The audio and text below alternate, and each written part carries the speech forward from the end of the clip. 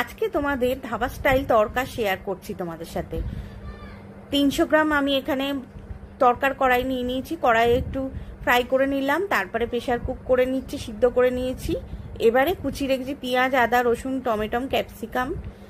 আর কড়াই গরম হয়ে গেছে, তেল দিয়ে দুটো ডিম আমি ভুজিয়া করে নেব।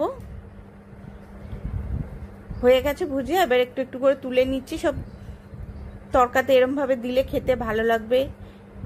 এই রেসিপিটা রুটি, নান, পরোটা সবের সঙ্গেই ভালো লাগবে খেতে। এবার কড়াই সর্ষের তেল দিয়ে দিলাম, দিয়ে জিরে ফোড়ন দিয়ে এবার পেঁয়াজ কুচানো দিয়ে দিলাম,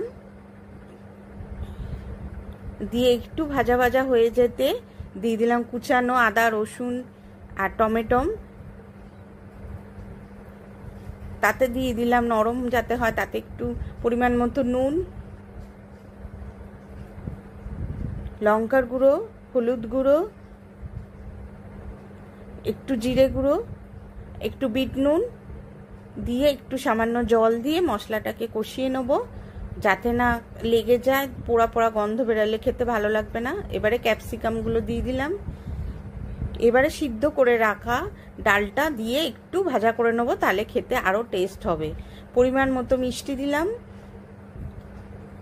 দিয়ে এবারে একটু ফেস ক্রিম দিয়ে আবারও একটু কড়া নেড়ে নেব। এবার হাতা দিয়ে একটু গলিয়ে গলিয়ে দিলাম, এতে আরও খুব সুন্দর খেতে লাগবে।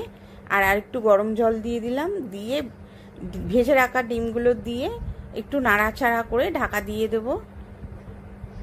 দেখতে পাচ্ছ সুন্দর এসছে। এবারে আমি একটা বাটিতে গরম করে নেব ঘি, তাতে দেব দুটো শুকনো লঙ্কা, কুচানো রসুন, লঙ্কার গুঁড়ো, কস্তুরি মেথি দিয়ে একটু নাড়াচাড়া করে আমি তড়কাটার মধ্যে ঢেলে দেবো।